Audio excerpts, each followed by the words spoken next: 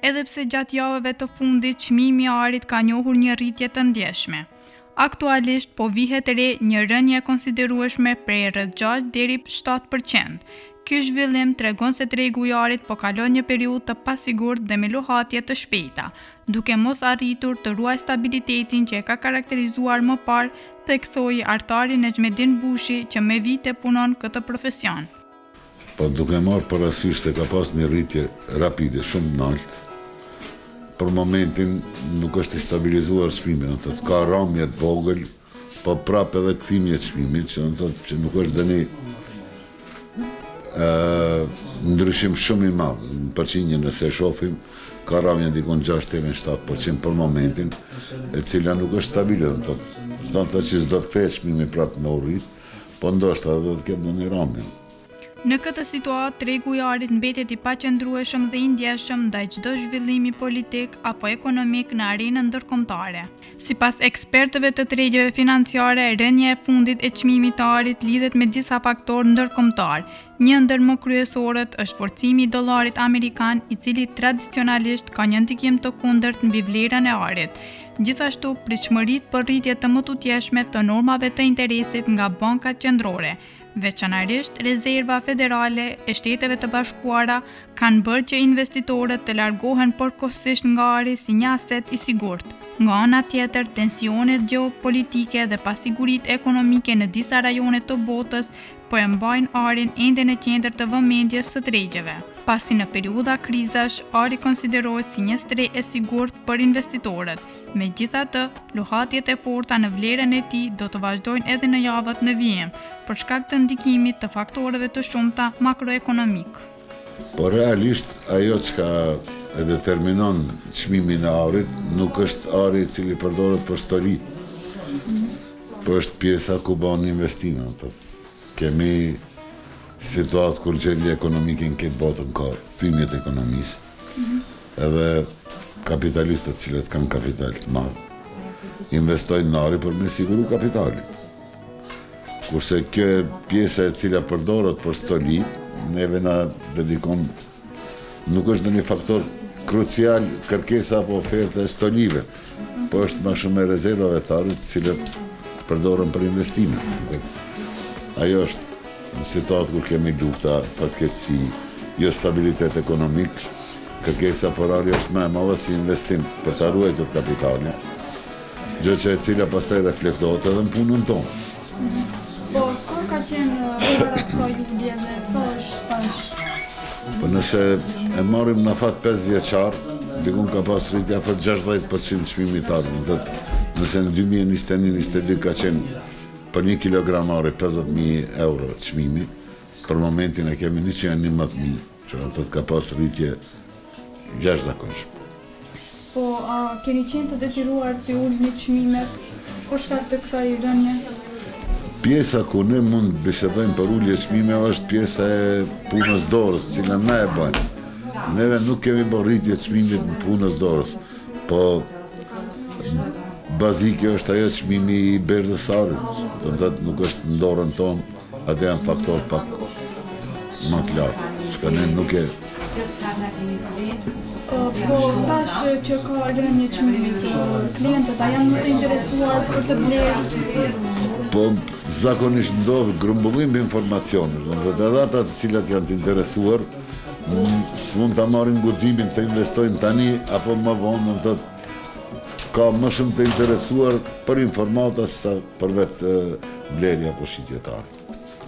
Është një shqetësim te ata të cilët i kanë si cak këto informacion. Po, ndoshta kur çmimi i arit bie, cilat produkte shiten më shumë, bijuteri për përdorim personal apo për investim në ari?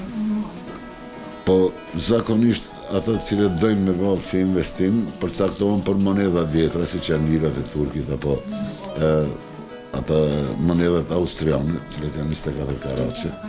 Ajo është forma më e preferuar për investim, kurse stolit kanë bëjnë me darsmat, me kërkesën për modelet më të reja, më atraktive.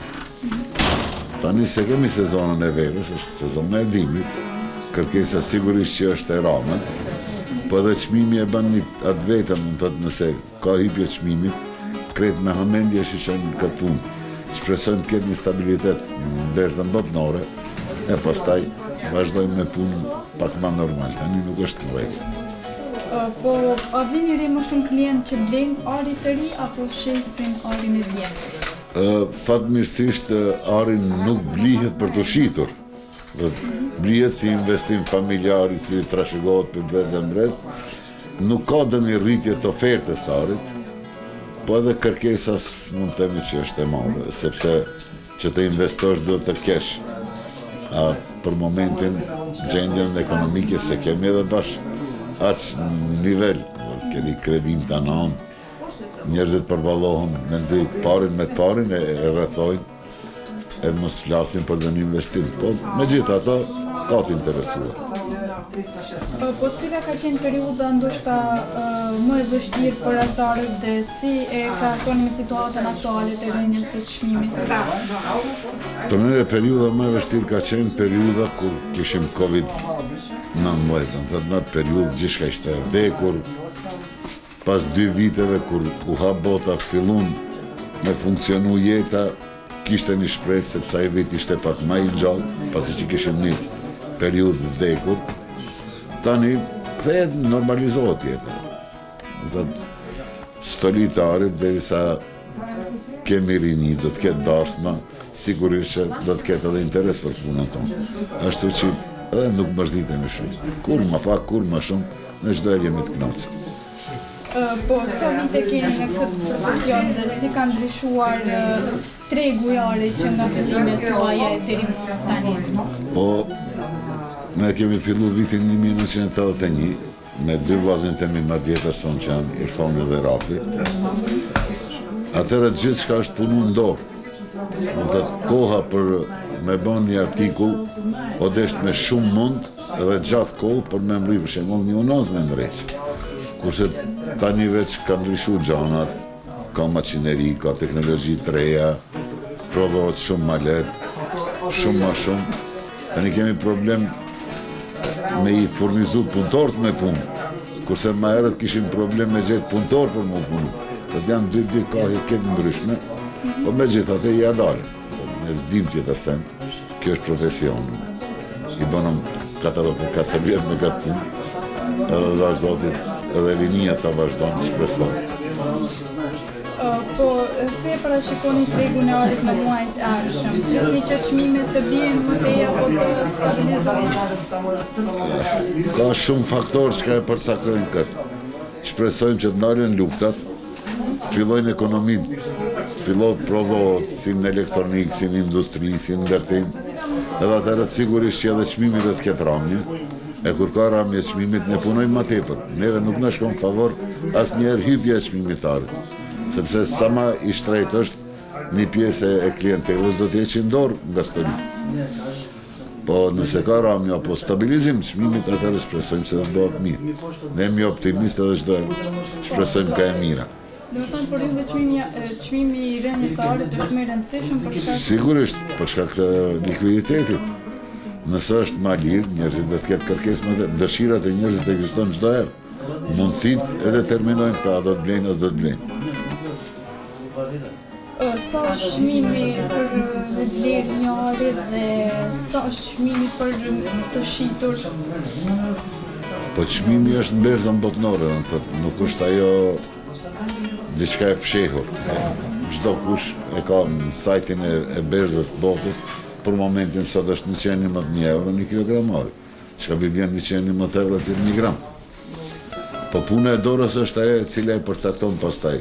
Sa orë pune ka, çfarë modeli është, me çfarë teknologji do të përdoret, ajo e përcakton çmimin, pa ajo s'ka dhe një dallim të madh. Varianca mund të jetë 5 deri në 8%. Sipas qytetarëve të anketuar, është vërejtur një rritje e dukshme e çmimeve gjatë ditëve të fundit. Son që qëta 80 euro, 100 euro grami. A shteta si unë, a që ka lira, a që s'ka shteta. Po, thuhet se ka rënje të çmimit, a mendoni se është koha e dur për të investuar në ari? Nuk e di që thonë. Unë për vetis në veste se s'ka pare, a që ka mundet, se ja. Po se di s'kishte. Jo, nuk kishte kur gjonë s'kishte. Në mundën më zërë në TikTok që apo folet si ka raje, më s'kishte. Kem vetëm tash, më nuk ka. A mendoni se është çmimi i shtrit për të blerë ari? Po i shtrenjt normal është. I shtrenjt se të morën me s'ka. Ta shtrenjt është ari. Për mu, po ne që po ankom, ka ankesa. Ka ankesa, po tash shteti se një ftillon këtë punë ta mështë me vë drejtue çmimet e ato në këtën. Po, me vërtet ka pak dobësi. Edhe pse çmimi i arit ka pasur rënje në tregjet ndërkombëtare, ekspertët vlerësojnë se kjo periudhë mund të shihet si një mundësi e mirë për blerje, veçanërisht për ata që mendojnë për investime afatgjata. Kur çmimi bie, shumë investitorë përfitojnë për të blerë me vlerë më të ulët, me shpresën se tregu do të rikuperohet në muajt e ardhshëm. Nga ana tjetër, blerja e arit për qëllime personale apo tradicionale, si stolit që përdoren në darcma apo në dhurata familjare, vazhdon të mbetet e qëndrueshme, pavarësisht luhatjeve të tregut. Kjo tregon se për shqiptarët ari nuk është vetëm një investim financiar, por edhe një pjesë e rëndësishme e identitetit dhe kulturës. Nëse çmimi do të vazhdojë të bjerë apo do të rikthehet në rritje, mbetet për tu parë. Por një gjë është e sigurt, ari si në treg, ashtu edhe në tradit, vazhdon të ruaj vlerën e tij të artë.